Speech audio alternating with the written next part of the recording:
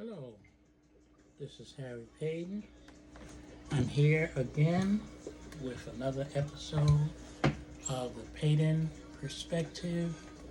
This is actually my second season, and this is episode 23.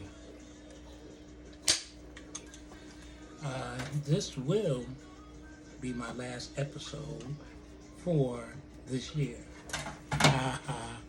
I know some of y'all thought it was my last episode. Nah, yeah, Russia, been to Russia. And I'm going to continue with season 3. This allows me to present information that I have, and I'm always reading, always watching documentaries, and I have a lifetime of information inside my head, and it's unfair if I don't share it with those who desire it. I don't push my information on people. I feel, it's valuable information. If they don't want it, then of course, that's their prerogative. In the past, I've discussed a myriad of subjects. Fire prevention. Who doesn't need fire prevention? Tips on weathering storms and other things, and certainly historical, particularly Black history items. I consider myself an expert. I'm still always learning, so I'm not that much of an expert that I think I know it all. But I believe knowledge is power. And so we need to know as much as we can, particularly those who are of color, about our history, because mainstream doesn't present that information, and when they do, it's generally tainted towards their view. So I research.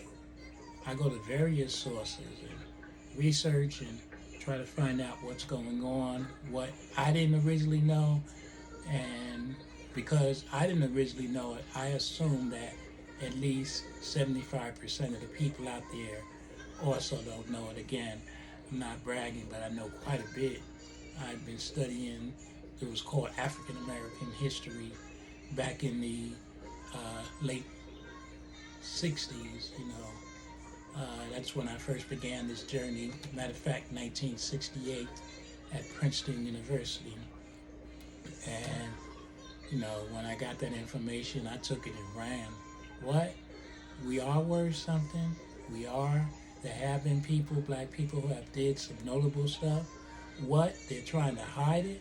See, I'm always rebellious, so I, at the time, wrote for my school newspaper, and I put that information in there. And many of the teachers and, other people who didn't always look like us, well, they didn't look like us. That was back in that time period. They were upset. Said, this guy's writing stuff that's not true. They cannot be true. Who is this guy, Benjamin Banneker, that he says helped design this and design that, and so many I had. Benjamin Banneker, that's a way back, history person I know. And I've upgraded that each year, and this book is not Black history, but it's Black history related. And it's hard for me to get off that subject because there are people out there who don't want us to know certain things, and I'm a mean sort of guy sometimes, and don't really want to be. But when you don't want me to do something, sometimes I do it just to make you mad. Sometimes, what are you wearing that loud tie for? A person his age shouldn't be wearing no loud tie. I wear a louder tie than this if I have to. And I always say, it's remarkable that people don't say in person what they say in private. But actually, that's a good thing. That's a tribute that they respect the person enough to know that if you said it in person, might be some consequences. Let me get off that subject. But here's my book. And this book I love it. You see the handsome guy on the cover. The handsome guy is me. And look, he's wearing the same suit, same tie, and the same shoes. Look, see? Oh, okay, here it is. There it is. Same tie and the same suit. And I don't know if you can see. I'll try this. This was a gift from my daughter. It says Perry Ellis. Thank you, Shahara. You make your dad classy. He's always been classy, but you make me classier. Perry Ellis, because I don't necessarily buy stuff because of the name, but my daughter knows. And she bought me some red socks. Now, come on. You buy your dad red socks, he probably wouldn't wear it. But Harry, that's like a staple, you know. So the book cover has me on the cover. And I'm holding an award. You might not be able to see it there. I may take a minute. The award's right off camera. I may take it and get the award. But it's not about the award. I just like that picture. It was taken on a happy day. And I wanted to see myself on the cover of my book. And here it is. Sorry about the glare. It's a glossy cover. But here it is. As a matter of fact, I can get up by bringing it closer to you. And the title is Quotes and Motivational Words / Stories, including the people behind it. And like I said, I am holding an award, which I'm trying to get. This beautiful award I was given last year, almost a year ago, 2 months, it'll be a year, from the Essex County Board of Chosen Freeholders. And it's an award I cherish because it gives me an award for being a special person, and you know, that's humbling because certainly I believe it. I'm not ashamed to know that I'm a special person. God didn't make no junk, and my mother didn't raise me to be anything less than important. But when someone else recognizes it, and a group of people where they have to vote on it, you know, because I've served on voting bodies, somebody could say, hey, look, I don't like that Paden guy, nah, I give a no vote. And somebody else agree, and this didn't have to take place. I thank Commissioner Romaine. I'm going to mess up her name, and I'll just say Romaine Graham hyphen Greer. And hopefully I didn't mess it up. That if I did, take it from my heart, not from my head, because the head is getting old.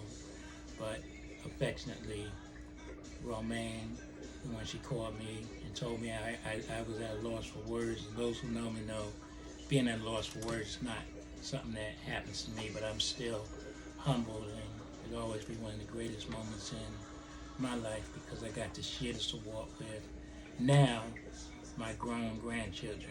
Many of the awards I won were years ago, and my grandkids are up in age. I got grandkids who are in their 20s, teenagers, graduating high school, graduating college, and to God be the glory.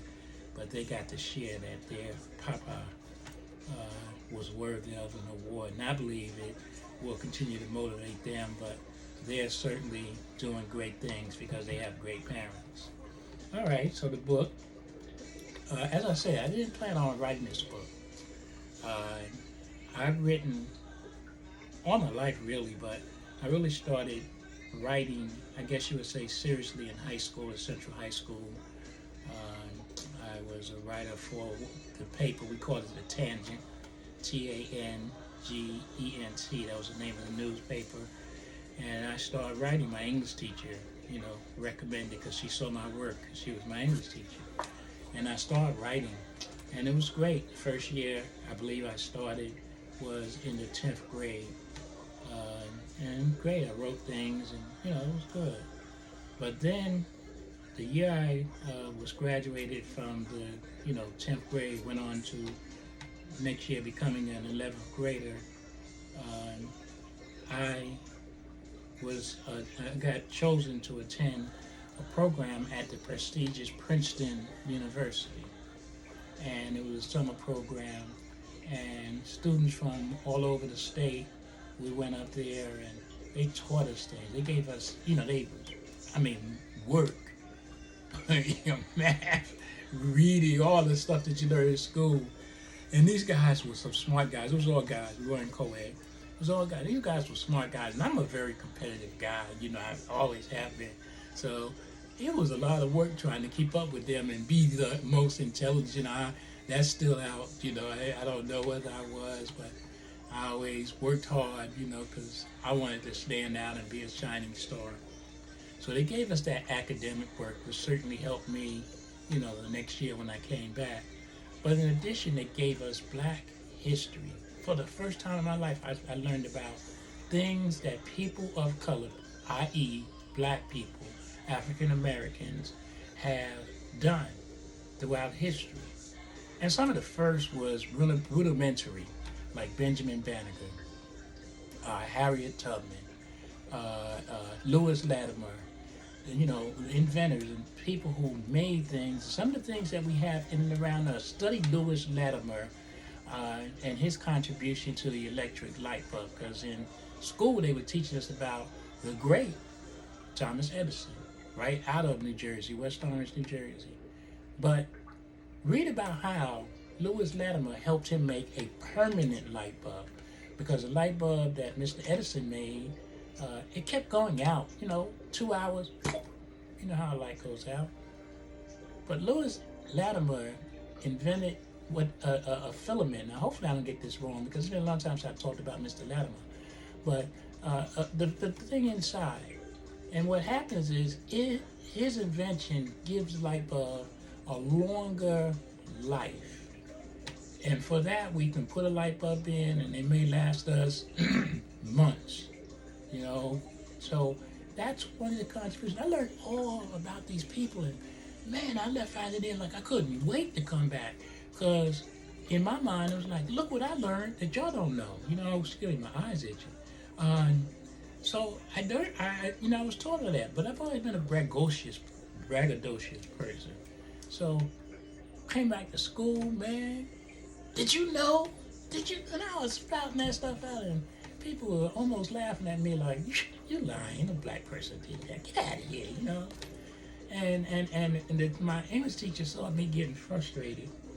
She said, "Harry, you need to write some of this stuff down. You need to put it in writing, because whether they agree or not, they have to disprove what you're saying." I said, "Yeah, that's what I'm going to do. That's what I'm going to do." So then started my writing career. People motivate me. See, if people always praise me and stuff, I'd probably be real sedate and I'm Harry, I'm great. But when people think you aren't great, that motivates me, because I just like to prove people wrong.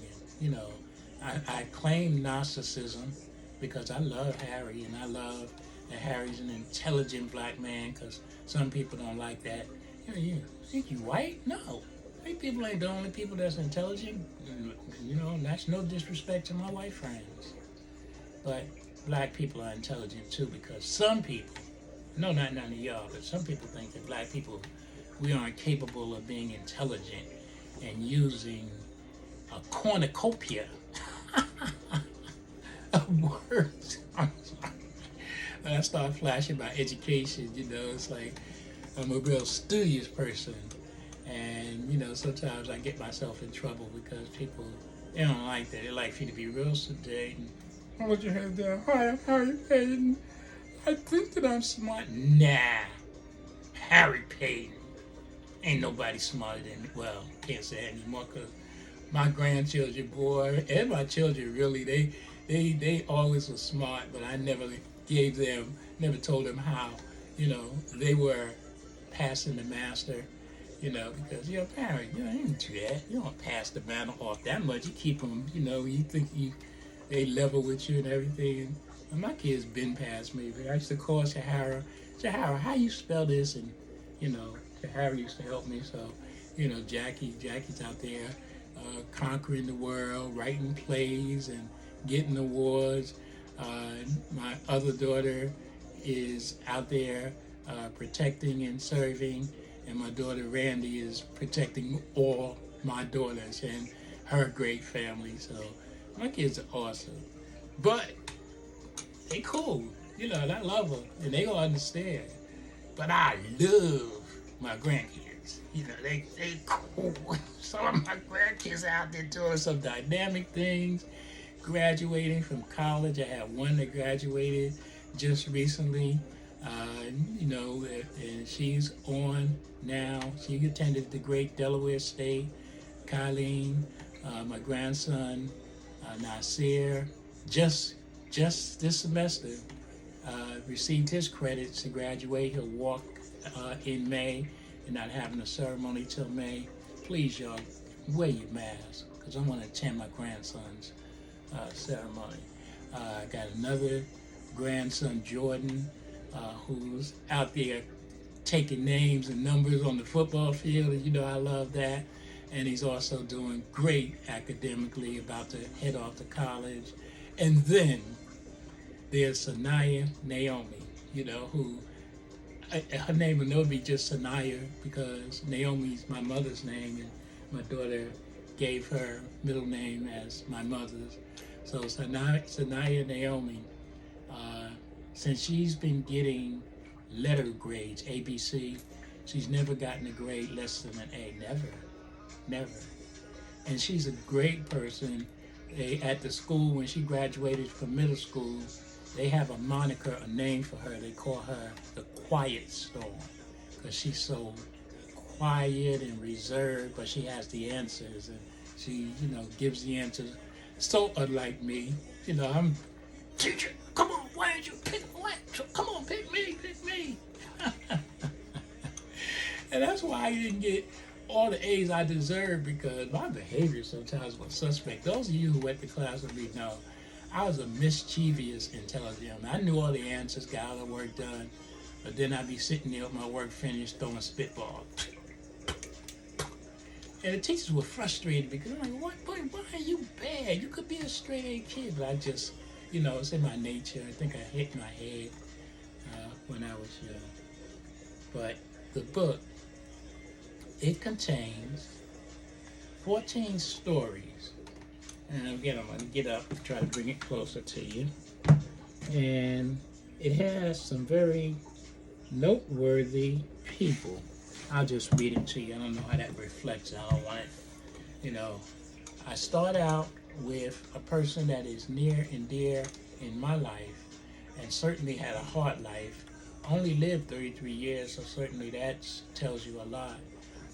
We just celebrated what has been designated as his birthday, and that's Jesus Christ. I give some insight on Jesus, and you know, I hope you like it. Then I go to another dynamic person that changed history as history has never been thought to be changed, and that's the Honorable former President Barack Obama. Then, of course, I had to follow that with Kamala Harris, breaking history.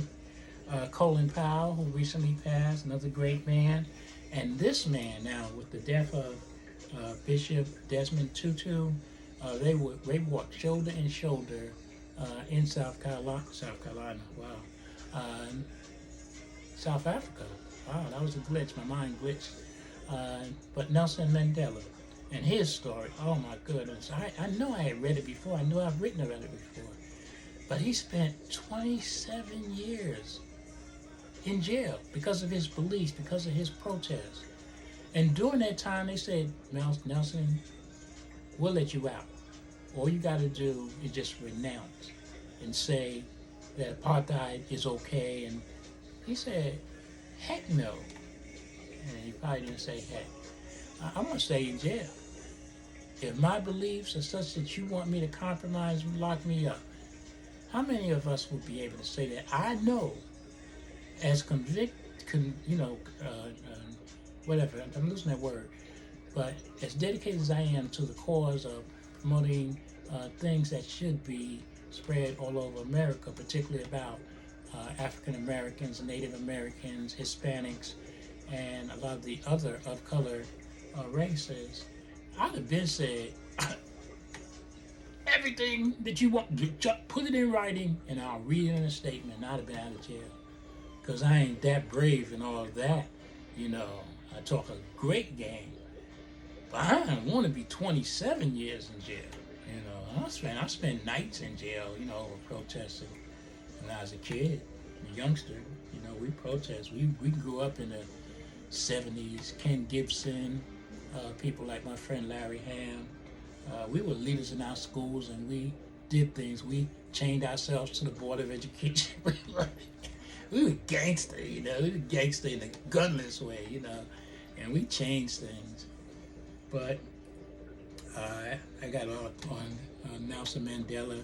Miss the Honorable Madam Shirley Chisholm. Shirley Chisholm.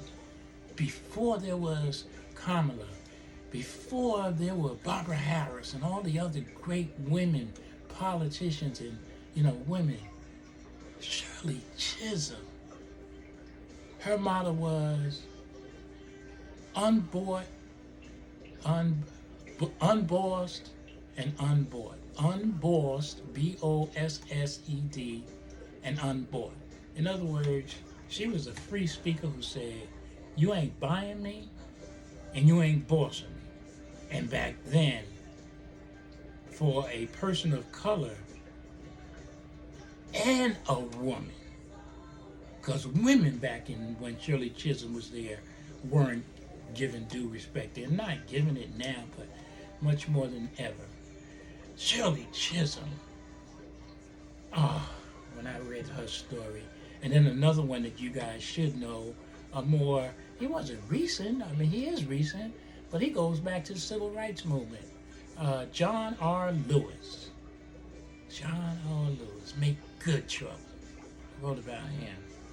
And then I always keep my Hispanic, Latina brothers and sisters in my conversations.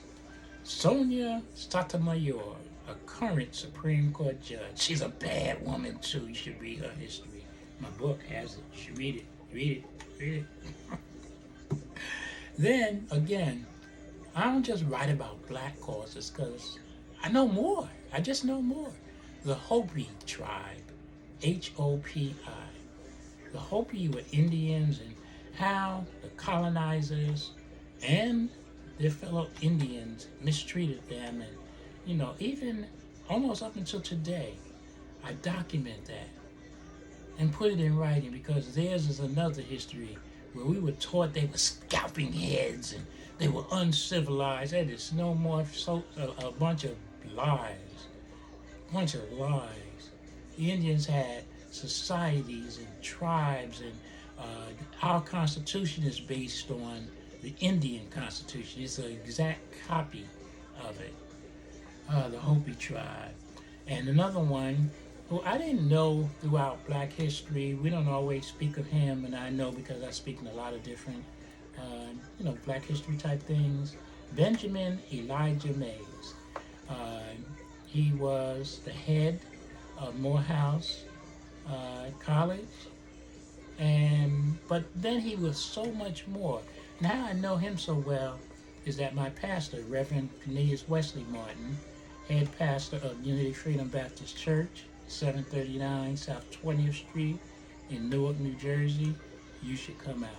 You won't leave the same.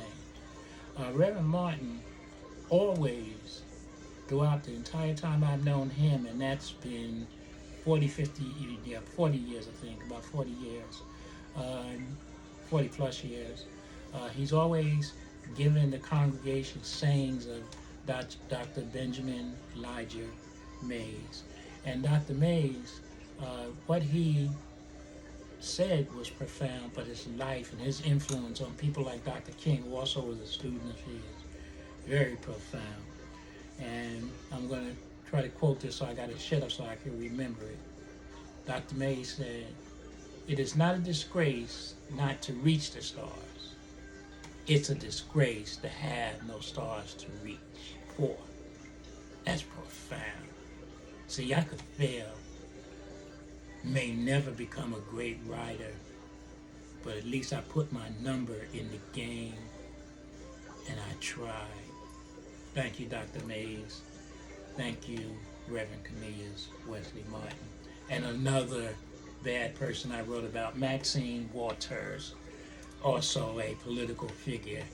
And Maxine Waters, during testimony, many of us know when they were doing the testimony, she said, Madam, Mr. Chairman, I'm taking back my time. Taking back my time. And what that is that person that is testifying, she wanted to stop their testimony at that point because you only have a certain amount, 10 minutes, 15 minutes, 20 minutes, as a senator to interview and talk to those people. So she she said, taking back my time, like cut you short, like you ain't taking away from my time. So another great person, her story. The next one, I had to put my head down because I was reflecting. Imamu. Imamu is a title. It's not the name. Imamu is a title, and it's like spiritual leader. It's a title of respect, and it's Imamu Amiri Baraka. Amiri Baraka. He's the father of our current mayor, and he was very influential in my life. LeBron James. Read his story, whether you like him as a player or not. It's a dynamic young man. Dynamic. I found out things I didn't know, and how he's helping the community, and the great things that he does off camera. And you don't hear about him because he does it off camera. And finally, I saved the best for last. Reverend Al Sharpton. I am a member of the Irvington National Action Network. We shorten it and call it NAN. I'm a member of NAN under the leadership of Councilwoman Dr. October Hudley. And when I tell you we go out to Washington, talk to the elected officials, face to face, belly to belly. Pre-pandemic, I met all of them. I was talking to all of them. Kamala was out on the campaign trail when we went. Couldn't meet her, but I got a chance to stand outside her office. And, it's just good to talk to these influential people. Reverend Al, as we affectionately call him, has conferences. He had them annually in New York. And all the who's who of politicians would be there. You name it, especially, prior to the election, pre-pandemic, they were all there. And you get a chance to talk to them because they come out the hallway. And, it's a lot of us, but most of them are always gracious. They talk to you. Many of them allowed you to take pictures. Influential. Reverend Al is the single most non-political, powerful person. In other words, he doesn't hold a political office, but he is a powerful individual. And they're all contained in this book. They're not biographies, but they are bios. They contain some, because this book would be this big, if I put all the stuff about all these leaders. So 14 leaders, but then there's more. I always want to try to give more, because I appreciate people who take time to purchase my book. There's another section where I give quotes, and in all these, all the people that I talked about, I give one of their quotes, so the quotes are also there for the 14. But then I go on and give, I think, about 30 additional people's quotes. I even quote a cartoon figure, Yogi Berra. Yogi Berra has a quote most people know. And then I end it with affirmations. Affirmations are those things that I am great, I am powerful, I am Jesus's child. Those are affirmations. They're affirming your greatness. So I have them all in here, but wait, there's more.